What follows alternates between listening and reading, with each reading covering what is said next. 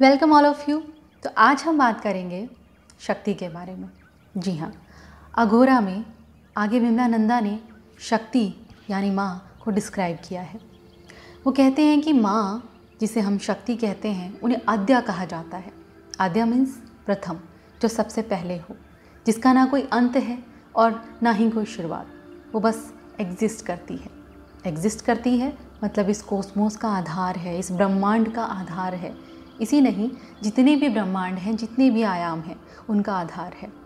माँ, माया और शक्ति, इन तीन शब्दों से उसे डिस्क्राइब किया जाता है।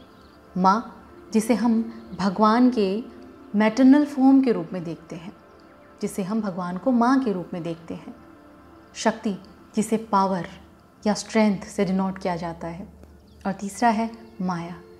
माया जिससे सब डरते हैं, जिससे सब घबराते हैं या जलते हैं। कोई भी नहीं चाहता कि माया की पकड़ में हुआ है, लेकिन फिर भी मत सब माया के पीछे हैं। क्यों? स्वामी कहते हैं कि माया बुरी है, उससे दूर रहो। लेकिन जो स्वामी अपने आप को कहते हैं वो भी तो माया में है।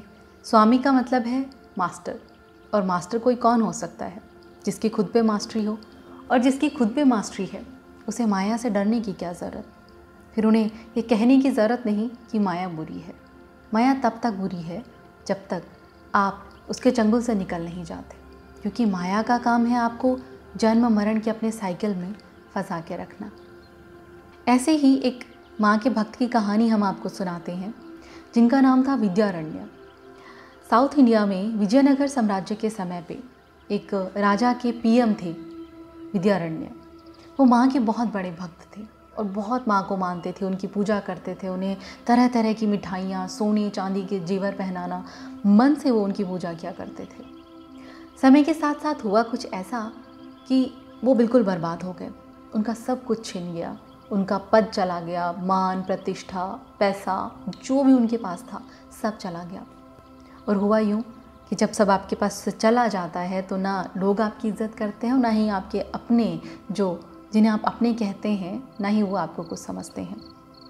उनके परिवार वाले भी उन्हें गालियाँ देने लगे, उन्हें कोसने लगे। वो इतना ज़्यादा परेशान हो गए कि उन्होंने सोचा अब मैं यहाँ नहीं रह सकता, मैं इन लोगों के साथ नहीं रह सकता, मुझे संन्यास ले लेना चाहिए।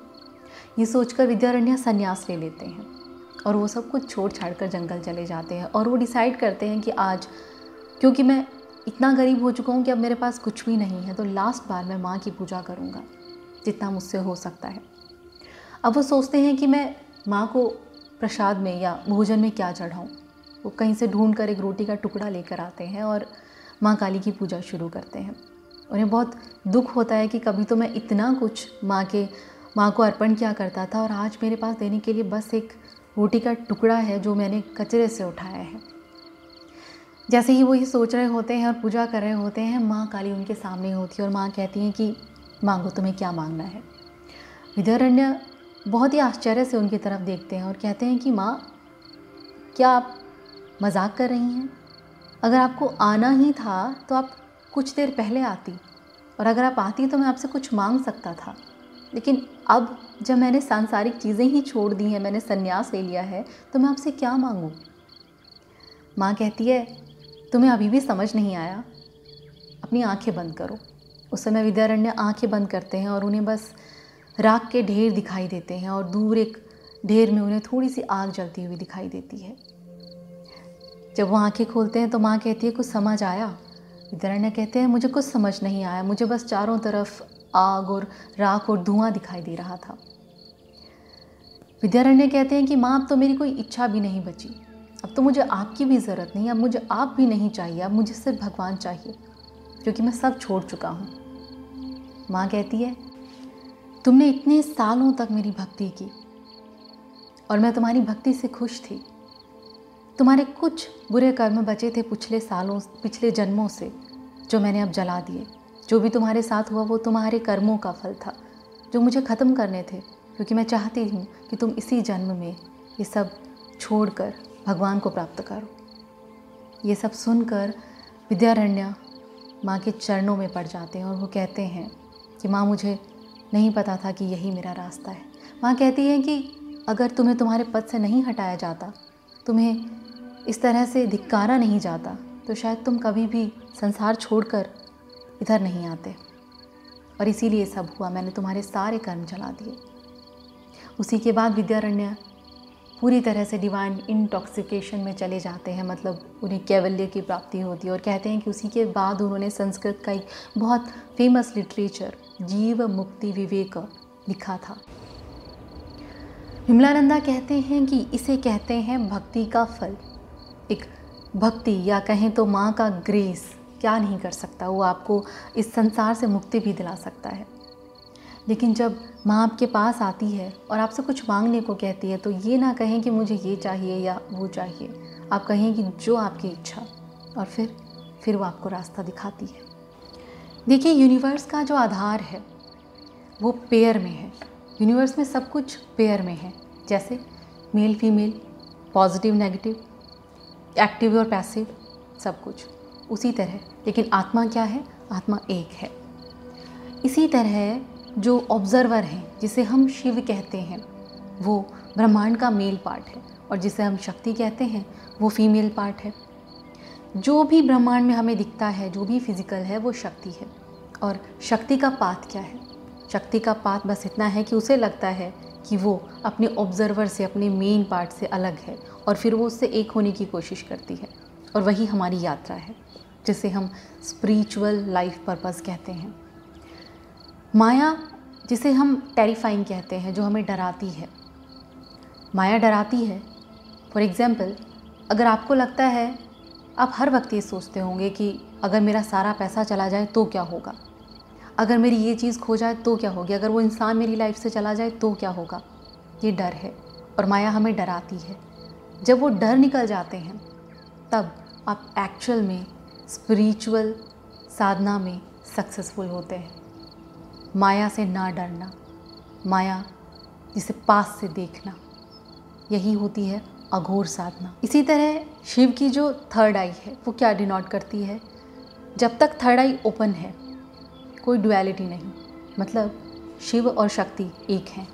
लेकिन जब थर्ड आई बंद हो जाती है, मतलब हमारा वो विज़न, वो हमारी सबकॉन्शियस माइंड, हमारी अवेयरनेस जब बंद हो जाती है, तब हमें सब दो पार्ट में दिखता है कि शिव अलग है और शक्ति अलग है।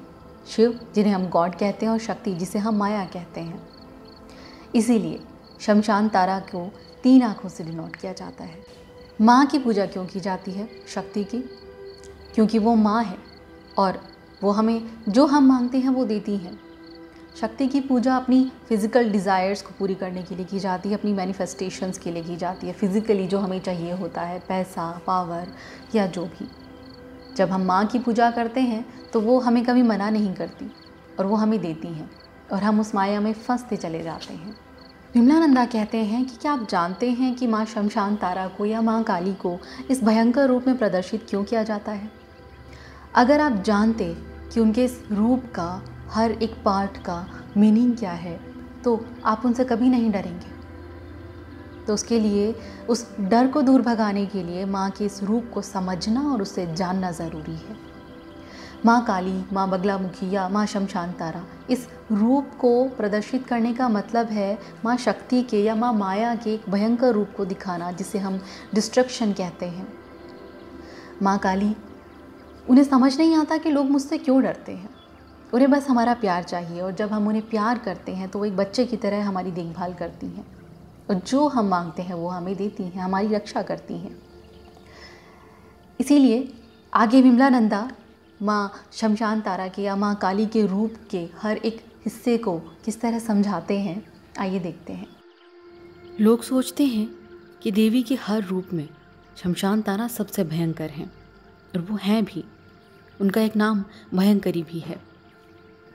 लेकिन जब आप प्यार से भरे हुए कृष्ण की तरह उनके सामने जाते हैं तो वो राधा बन जाती हैं।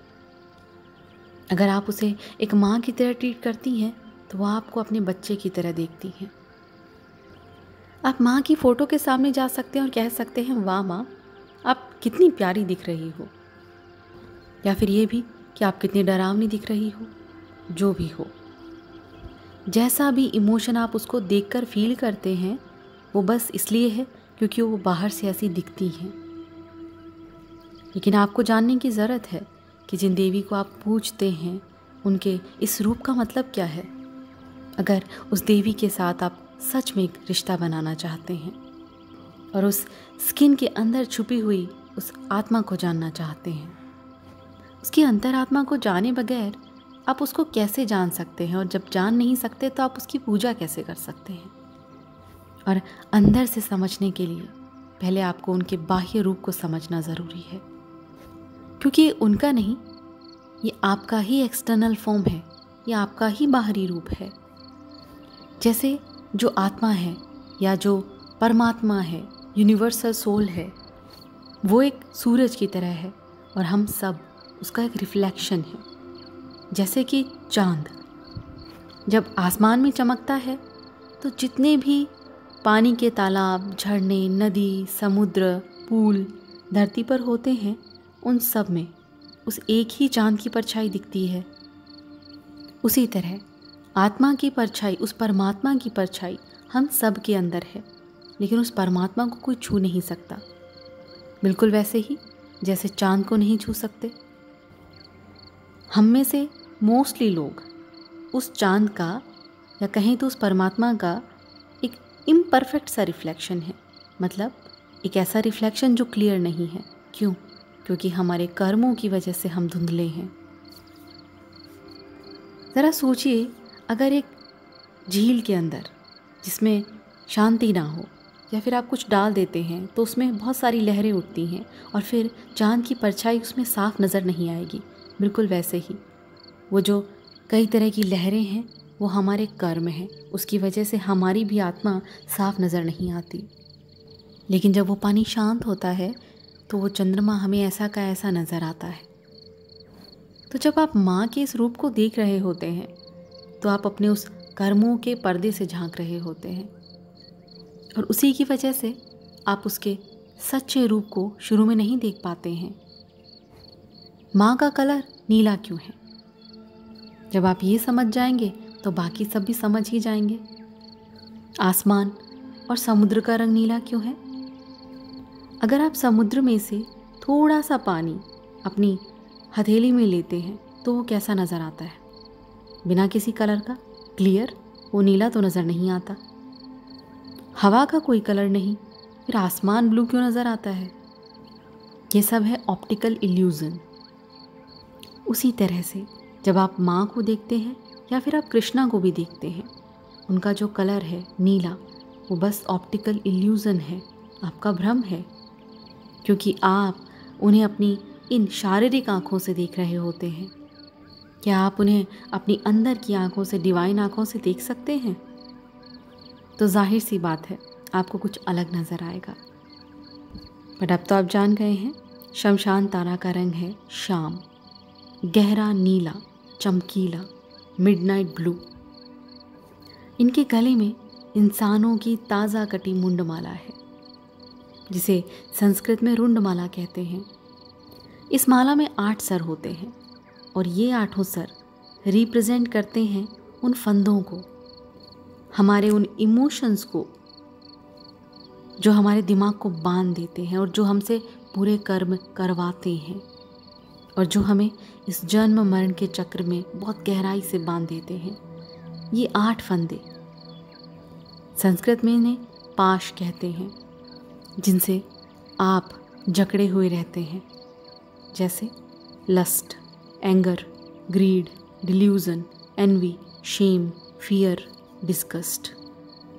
जब आप इग्नोरेंस में होते हैं, मतलब जब आप पूर्णतः ज्ञान में नहीं होते हैं, तो आप इनसे घिरे ही होते हैं, कुछ लोग कुछ से और कुछ इन सभी से। हम सभी के दिमाग में इनमें से ज़्यादातर इमोशंस होते ही हैं। तो शमशान तारा कहती हैं, मैं तुम्हारे इस सर को ही काट देती हूँ, इस 8 पाशों से बचाने के लिए, इन 8 इमोशंस को ख़त्म करने के लिए, ताकि तुम इन फंदों से निकल सको और अपने इमोशन से ऊपर उठ सको। क्योंकि मैक्सिमम लोग अपने इन्हीं 8 पाशों में इतने उलझे हुए होते हैं कि वो सारे कर्म अपने दिमाग में इन्हीं इमोशंस की वजह से करते हैं। और वो शमशान तारा से इसीलिए डरते हैं क्योंकि ये सारे इमोशन शमशान तारा ख़त्म कर देती हैं, वो उन्हें मार देती हैं और उन्हें लगता है कि वो उन इमोशंस को नहीं, वो हमें मार देंगी। वो आपको क्या मारेंगी? आप उनसे डरते हैं क्योंकि आपको अपने असली रूप का पता ही नहीं होता कि आप क्या हैं। आप बस अपने आप को बाहरी तौर पे जानते हैं। जब वो आपके सर को काट देती हैं तो आपका दिमाग नहीं सोच पाता, तब आप पे वो कंसंट्रेशन होती है जिसे आपका दिमाग, आपके इमोशंस हिला ही नहीं पाते, और जो आपको साधना में सफल बनाती है। शमशान तारा को घटस्थनी भी कहते हैं, जो कि उनकी मातृत्व को दिखाता है। मातृत्व ये हर वुमेन में, हर औरत में जन्मजात ही होता है। एक छोटी सी बच्ची को अगर आप एक डॉल देंगे तो वो एक माँ की तरह उसकी केयर करेगी, उसे कपड़े पहनाएगी, उसे बेड पर लेटाएगी। लेकिन अगर आप एक लड़की को ही देते हैं, वो उस डॉल का क्या ही करेगा। इसीलिए जो लड़कियां होती हैं उनमें बचपन से ही मातृत्व की झलक दिखती है, वो केयरिंग नेचर होता है। माँ को लंबोदरी कहा जाता है, मतलब जिनका बड़ा पेट हो। वो ये दिखाता है कि वो इस पूरे यूनिवर्स की मदर है। यहाँ आने से पहले हर छोटे से छोटा जीव उनके पेट में होता है, इसीलिए उन्हें लंबोदरी कहा जाता है। उनके कमर पे जो स्कर्ट बंधा होता है वो ताज़ा कटे हुए इंसानों के हाथों से बना होता है। संस्कृत में हाथ को कर कहते हैं और उससे बनता है कर्मा। ये हाथ हमारे जन्मों से किए हुए कर्मों को रिप्रेजेंट करते हैं। इसमें लेफ़्ट और राइट दोनों हाथ होते हैं, मतलब अच्छे कर्म और बुरे कर्म। और हाथों को काटने का मतलब होता है माँ उनको उनके कर्मों से अलग कर देती है, उनके कर्मों को हटा देती है। वो उन्हें स्कर्ट की तरह क्यों पहनती है? क्योंकि स्कर्ट उनके नाभि को और उनके नीचे के पार्ट को छुपाता है। उसका मतलब इंसान के जो मैक्सिमम कर्म हैं, जो बुरे कर्म हैं, वो किस लिए किए जाते हैं? या तो पेट के लिए या फिर औरत के लिए। क्या मोस्टली बुरे कर्म लोग इन्हीं दो चीज़ों के लिए नहीं करते हैं? शमशान तारा पैरों में एंकलेट की तरह चांदी की ज्वेलरी नहीं पहनती हैं। उन्होंने छोटे छोटे कोबरा पहने होते हैं। कोबरा जो सिंबल है वो बताता है हमारे डिसीज्ड एंसेस्टर्स को, हमारे पितरों को, जो इस दुनिया में नहीं होते हैं। जब हम साधना कर रहे होते हैं तो ये याद रखें, जिस भी तरह की साधना या ध्यान मेडिटेशन हम करते हैं तो ये हम अकेले नहीं कर रहे होते हैं। हमारे अंदर, हमारे इस शरीर में कितनी ही पीढ़ियों का जीन होता है, या कहें तो अंश होता है, या एक मेमोरी होती है। तो जो भी हम करते हैं उसका फल उन्हें भी मिल रहा होता है। तो वो स्कर्ट, वो कोबरा पहनकर वो हमें बताती हैं, वो बताती हैं कि ये जो तुमने मेरी साधना की है उसी का फल है कि ये जो तुम्हारे पितर हैं इन्हें मैंने अपने इन कमल जैसे पैरों में जगह दी है। शमशान तारा के 4 हाथ हैं। एक हाथ में एक स्कल है, एक खोपड़ी है, जो डिनोट करती है 3 गुण को, जो एक इंडिविजुअल सोल को घेरे होती है। दूसरे हाथ में एक फंदा होता है जो रिप्रेजेंट करता है यमदूत के फंदे को, मृत्यु के फंदे को, जो आपकी जीवन को छीनने के लिए आता है। इस पाश को यम से छीन कर, जिसे हम मृत्यु का राजा कहते हैं, वो बताती है कि तुम अब अमर हो, तुम्हें अब मृत्यु का डर नहीं। अब क्योंकि तुम मेरे पास हो, तुम्हें यम लेके नहीं जा सकता। और अमरता से आता है निडरता, जो कि हम जानते ही हैं हर डर का, किसी भी प्रकार के डर का जो बेस है वो है मृत्यु का डर। तीसरे हाथ में सीजर है, जिसे वो बताती है कि मैं तुम्हारी उन गांठों को काट देती हूँ जो तुम्हें शरीर से बांधे रखती हैं। इसका कनेक्शन कुंडलिनी योगा से है। और लास्ट में चौथे हाथ में होती है एक तलवार, जिसे कहते हैं खड्ग, जो बताती है इस दुनिया के बनने और बिगड़ने के इस अनंत नाटक को। ये खड्ग कहती है डिस्ट्रक्शन ऑफ योर डाउट, जो भी आपके भ्रम है उन्हें वो काट देती हैं। सबसे बड़ा भ्रम मृत्यु का भ्रम। वो कहती हैं कि मैं इस भ्रम को तुमसे काट देती हूँ, और जो तुम्हें बताता है कि तुम कभी नहीं मरते और तुम कभी नहीं मरोगे, तुम हमेशा रहोगे। और अंत में आता है उनका चेहरा। विमला नंदा कहते हैं कि मुझे तो ये सबसे खूबसूरत चेहरा लगता है जो आज तक मैंने कभी नहीं देखा। उनकी आंखें कमल जैसी हैं। कमल जैसी क्योंकि कमल कोई भेदभाव नहीं करता, ना कीचड़ का और ना खूबसूरती का। उनकी जीभ जो मुंह से बाहर आ रही होती है और जहाँ से खून टपक रहा होता है, हर जीव में, चाहे वो छोटा सा छोटा हो, उसमें ब्लड होता है। और उनकी जीभ जो खून से रंगी होती है वो दिखाती है कि मैं तुमसे तुम्हारे इस खून को ले लेती हूँ और इसे पवित्र कर देती हूँ, इसे प्योरीफाई कर देती हूँ। तंत्रा में इस प्रोसेस को रक्त शुद्धि कहा जाता है। और रक्त शुद्धि क्यों? क्योंकि इस रक्त में आपके कर्म होते हैं, और आपके ही नहीं, आपके सभी पूर्वजों के कर्म होते हैं। जिस खानदान में आपने जन्म लिया होता है और जिन लोगों ने उस लाइन में जिससे भी कर्म किए होते हैं, वो सब उस रक्त में होते हैं और वो उसे पवित्र कर देती हैं। वो आपकी पर्सनैलिटी को साफ कर देती हैं, उन कर्मों को हटाकर। इसे ही कहते हैं कि तारा आपकी पर्सनैलिटी को प्योर कर देती है। माँ शक्ति को हमेशा शिव के ऊपर खड़े हुए दिखाया जाता है, जिनका एक पैर शिव के ऊपर होता है और दूसरा हवा में।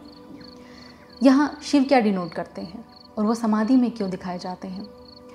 शिव यहाँ बताते हैं हमारी जीव को, हमारी अवेयरनेस को, या कहीं तो हमारे सबकॉन्शियस माइंड को, जो कर्मों के बोझ तले सोया रहता है, जिसे अपने अस्तित्व की पहचान नहीं होती, जिसे सत्य का ज्ञान नहीं होता, वो बस सोया रहता है और जो उसके आसपास है उसे ही सच समझता है।